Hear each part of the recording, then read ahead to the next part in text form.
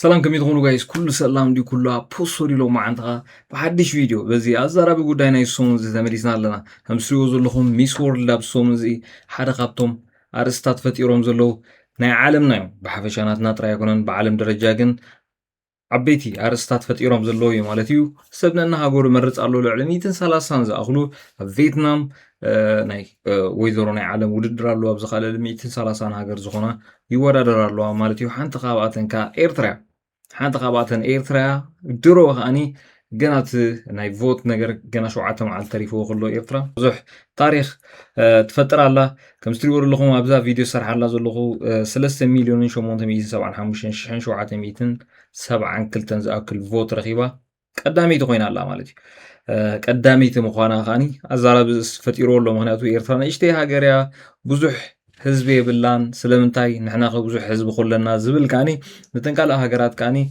ክምረፅ ኣለዎ ወይ ከዓ ነተን ካልእ ከዓኒ ከም መምክኔታ ብምጥቃም ንክመርፅዎን ዝሓቶ ብዙሕ ሃገራት ኣለዋ ኣነ ዝረኣኾን ጥራይ ናይጀርያ ኢትዮጵያ ዝኣመሰለ ሃገራት ብዙሕ ህዝቢ ኣለና ስለምንታይ ደይንበልፆም ዝብል ብዙሕ ናይ ኮምፒቲሽን እንታይ ይበሃል ይረአ ኣሎ ብሶሻል ሚድያ ማለት እዩ ሶ ኤርትራ ከዓ ከም ትሪእዎ ዘለኹም ደሚቃ ወፂኣ ኣላ ቁፅሪ ሓደ ኣላ ማለት እዩ ኣብዚ ኣብ ሶሻል ሚድያ ካብ ዝግበሩ ዘለዉ ዝተፈላለዩ ናይ ምምራፅ ክኾን ይኽእል እዩ ብሓፈሻ ናይ ጎስጓስ እውን ዝተፈላለዩ ነገራት ክንርኢና ብኢትዮጵያ ብወገን ኢትዮጵያ እውን ዝግበር ዘሎ ጎስጓስ እውን እንታይ ይመስል ዝብል ክንርኢና ማለት እዩ መጀመርያ ግን ስኒት ከምዚ ሃንደበታዊ ሕቶ ኣሎ ንተወዳደርቲ ዘቕርበለን ሓንቲ ሕቶ ዝመለሰታ ኣላ ዝሓውና እውን ተርጊሞ ኣሎ እታ ኦሪጂናል ቪድዮ ረኸብኳን ግን ዝሓውና ተርጊሞ ኣሎ እዚኣ ከም ዘላታ ክስማዓኩም ንኩለን ኣፍሪካውያን ደቂ ኣንስትዮ ሓንቲ ብገንዘብ ክትግዛእ ዘይትኽእል ነገር ክትብየን ትኽእሊ እንድሕር ደኣ ትኾነ ነርኪ እንታይ ምኾነት እታ ነገር ስለምንታይ ከ የቐኒየለይ ስለቲ ሕቶኹምን ኣብ መንጎ ደቂ ኣንስትዮ ኣሕዋተይ ደው ኢለ ንኽርከብ ዝሃብኩምኒ ዕድልን ሓንቲ ነገር ንዘን ንኣሽቱ ኣፍሪካውያን ደቂ ኣንስትዮ ኣሕዋተይ ክህበን ዝደሊ እንድሕር ደኣ ሃልዩ እቲ ኣዝዩ ብሉፅ ብገንዘብ ዘይትመን ኩሉ ሰብ ክህልዎ ዝግባእ ህያብ ናይ ዕላማ ምኾነ ነይሩ ርኢኹም ኣብ ህይወት ዝግበር ነገራት እንዳድሕሰስና ኢና ንኸይድ ኩሉ ግዜ መን እንታይ ይገብር ኣሎ ንዕዘብ ዝና ክኸውን ይኽእል ገንዘብ ክኸውን ይኽእል እዚ ግን ክሳብ ክልቲኡ ወላ ሓንቲ ምዃኑ ንግንዘብ እዩ ግን ዕላማዩ ንህይወትና ብቑኑዕን ትርጉም ዘለዎ ናብራ ክንነብርን ዝምርሓና ኣብ መወዳእታ ናይ ህይወተን ንድሕሪት ምልስ ኢለን ህይወተይ ነቢረሉን ፈጣሪ ብዕላማ ንኽነብር ዝሃበኒ ህያባት ተጠቂመሉን ክብላየ ዝደሊ ኣብዚ ዘሎ ኩሉ ሰብ ተፈላለየ እዩ ዋላ እቶም ሓደ ዝመስሉ መናቱ ኣሕዋት ተፈላለዩ እዮም ከምዚ ንሕና ፍሉያት ምዃንና ዕላማና እውን ዝተፈላለየ እዩ ኩልና ፍሉይ ዕዮ ኣለና ኣብዚ ዓለም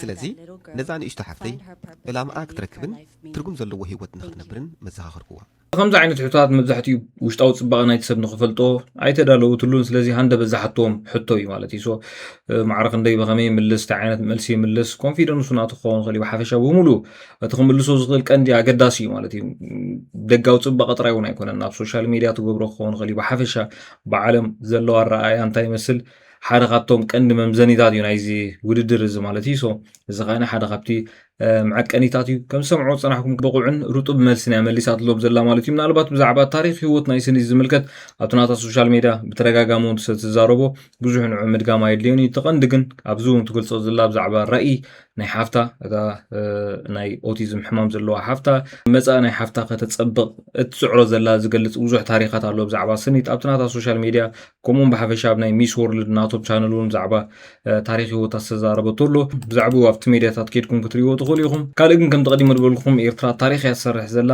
ዝተፈላለዩ ዜናታት እንታይ መስሉ ኸ ዝብል ክንሪኢና እዚኦም ቲአርቲ ኣፍሪካ እዮም Sanit Haptap World Medhin is about to make history. Sanit Haptap World Medhin ታሪክ ክሰርሕ ሓይዝ ብዘሎ ዝናይ ቲአርቲ Africa. When she walks onto the Miss World stage in Vietnam later this month, she will become the first woman ever to represent Eritrea. So ኣብዚ ምናልባት ኣነ ሓበሬታ ይኮንኩን ዘመሓላልፍ ዘለኹ ቁኑዕን ዘይኮንዑን ክነግረኩም ግን ከም ዝብልሉ እንድሕር ኮይኑ ኤርትራን መጀመርያ ግዜ ኣሳተፍ ዘላ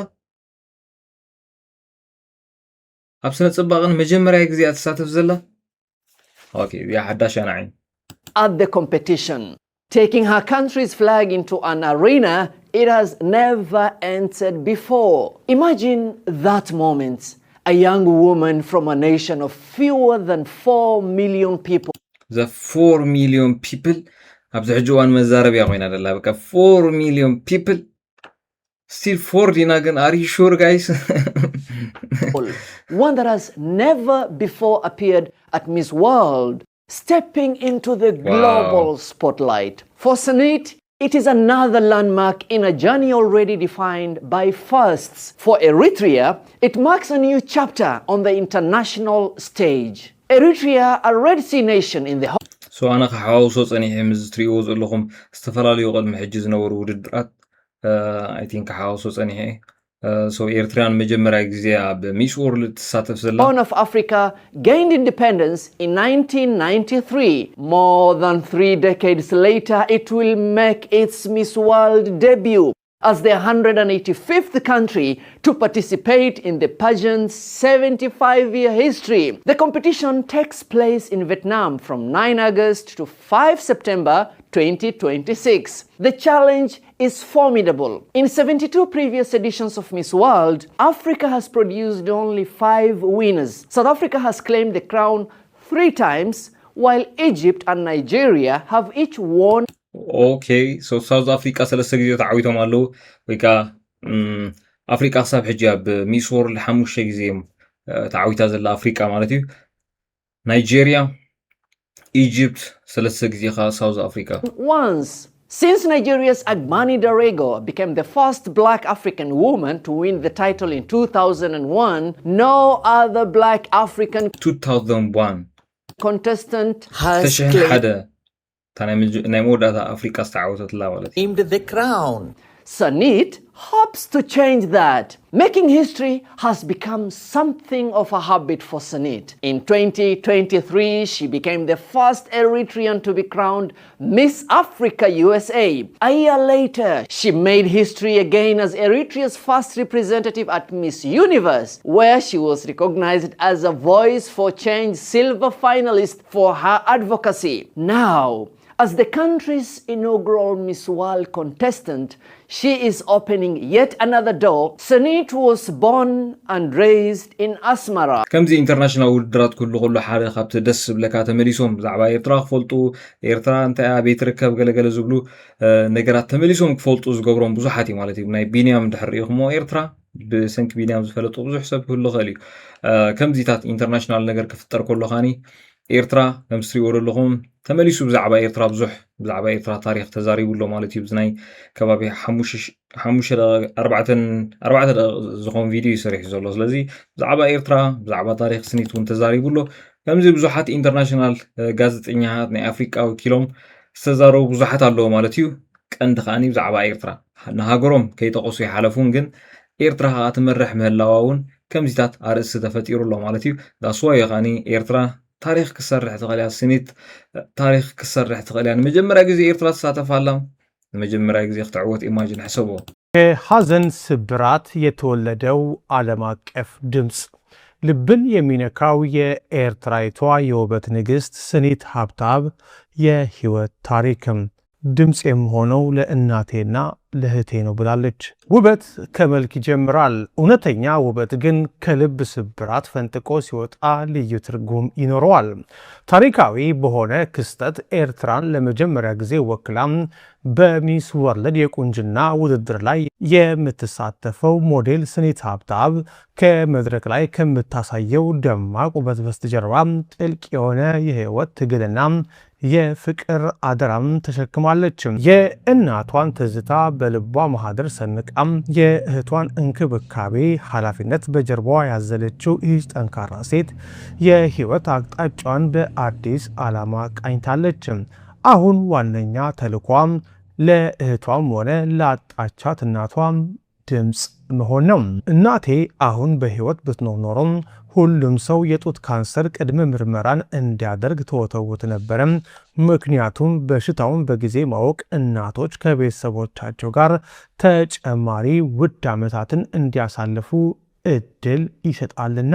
ስኒት የእናቷን አደራ ተሸክማ እኛም የገጠመንን መከራ በተለየና ገንቢ መነጽር እንድንመለከተው ታስተምረናለች።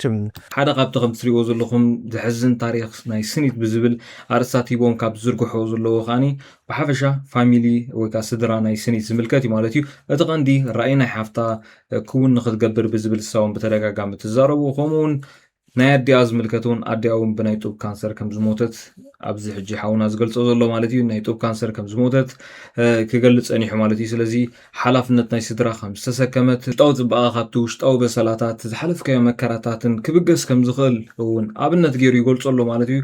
ገለ ዓይነት ኣገላልፃ እዩ ስኒት ዝሓለፈቶ ወይ ከዓ ዝሕዝን ታሪክ ብዝብል እዩ ዝገልፆ ዘሎ። ካልእ ከም ትሪእዎ ዘለኹም ምስ ኤርትራ እውን ውድድር ዘላ ኢትዮጵያ ኣላ።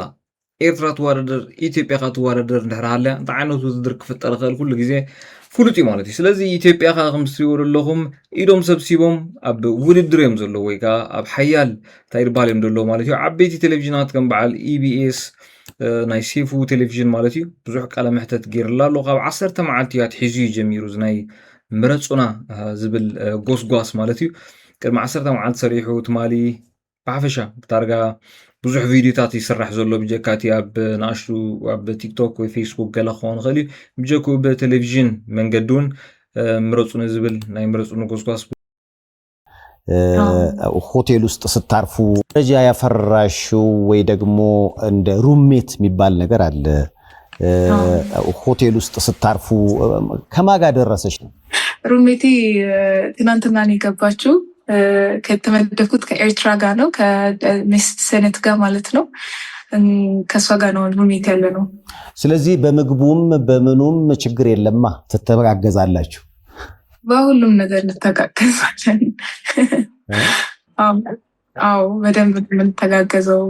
ሩሚ ሲኖር ጥሩ ነው፣ ብቻህን ከመሆን ሲኖር ጥሩ ነው። ከኤርትራ ደግሞ ሲሆን ብዙ ነገሮቻችን ተቀራራቢ ናቸው ብዬ አስባለሁ። ጎረቤት በጣም ጎረቤት ምሰማዕኩም ወዝ ናይ ሴፉ ኢቢኤስ ቅድሚ 10 መዓልቲ ባይ ዘ ወይ ቪድዮ ተሰሪዑ ቅድሚ 10 መዓልቲ ትጎስጓስ ተጀሚሩ ነይሩ።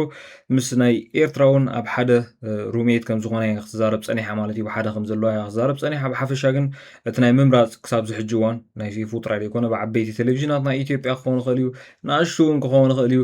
ሊንክ ብምስዳድ ምረፁ ዝብል ንኩሉ ሰብ ከፍልጥዎ ፅዕሩ ኣሎ ማለት እዩ። ኢትዮጵያ ጥራይ እውን ኣይኮነትን ኩሎም እዮም። ናይጀርያ እውን ከም ትሪእዎ ዘለኹም ዳርጋ እታ ምስ ኢትዮጵያ ለጊባ ደላ ናይጀርያ ማለት እዩ። ናይጀርያ ካ ሓንቲ ግዜ ተዓዊታ ነይራ እያ ሚስ ወርልድ ከምቲ ዓንቲ ወይ ዝረኣናዮ ሚስ ወርልድ ሓንሳብ ተዓዊታ ነይራ እያ። ግብፂ ሓንሳብ ተዓዊታ 3 ግዜ ኻኒ ሳውዝ ኣፍሪካ መዓስ ከም ዝተዓወቱ ነው ግን 3 ግዜ ኣስቱ ማች ግን ኤርትራ ካ ንመጀመርያ ግዜ ተሳቲፋ ሕሰቦ ንመጀመርያ ግዜ ክትዕወት። ስለዚ ጋይስ ኩልኹም ኣቲኹም ኩልኹም እቶም ዘይሰማዕኩም ወድ ፀናሕኩም ሰሚዕኩም ወድ ፀናሕኩም ኦልሬዲ ንዓይ ተፀበኹምንን ግን እቶም ዘይሰማዕኩም ወድ ፀናሕኩም ግን ጎሄድ እተው ብዚያ ቮት ግበሩ ማለት እዩ። ስለዚ ጋይስ ናይሎም ዓንዲ ከም ትሪእዎ ፀናሕኩም ሓገዝ ንስኒት እዩ ገና እዩ ዘሎ ገና 7 መዓልቲ ተሪክዎ ዘሎ። ስለዚ ኣብ 7 መዓልቲ ብዙሓት ሃገራት ከም ትሪእዎ ዘለኹም ብናይ ኤርትራ ተታቢዖም ብዙሓት ሃገራት ክመፃ እየን። ምክንያቱ እዚ ኣብ 1-2 መዓልቲ ጌርና ዘለና 1-2 መዓልቲ ተገይሩ ዘሎ 4 ሚሊዮን ዳርጋ በፂሑ ዘሎ ማለት እዩ። ዳርጋ መብዛሕትኡ ከም ምክንያት ከም ተቀዲሙ ደልኩም ምክንያት ኤርትራ ውሕድ ህዝቢ ከለዋ ክንዲዚ 4 ሚሊዮን ዝኣክል ቮት ገይሮም እብሉ ኣለዉ። ስለዚ ከም ምክንያታት ትጥቀምሉ ብዙሓት ሰባት ሶንካ ልዕሊ ብፍላይ ናይጀርያ እንድሕር ከይድኩም ከምኡዮም ልዕሊ ናይጀርያ ኢትዮጵያ ተመሳሳሊ ብዙሕ ህዝቢ እዩ ዘለዎም። ስለዚ ብዙሕ ክገብሩ ክእሉ እዮም ማለት እዩ። ገና 7 ሚሊዮን ስለ ዘሎ ከምቲ ንሳ ስኒት ዝበለቶም እንድሕር ኮይኑ ሓንቲ ግዜ ቮት ጌርካ ዝውዳእ ኣይኮነ። ስለዚ ሎም ዓንቲ ቮት ጌርኩም ፅባሕ እውን ክደግሙ ትኽእሉ ኢኹም ኣይ ቲንክ በቲ ዝኸፈልኩሞ ማለት እዩ። ስለዚ ክደጋገም ክእል እዩ። እዚ ፈርስት ራውንድ ኢና ዘለና። ኣብ ፈርስት ራውንድ ቀዳሚት እያ ዘላ።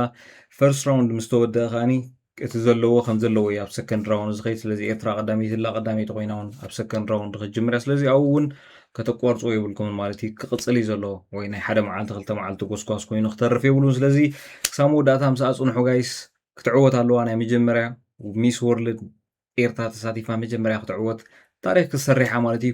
ስለዚ ጋይስ ናይ ሎሚ ዓንቲ ቪድዮ ዝመስል ነይሩ። ክሳብ ዝቕፅል መደብ ሰላም።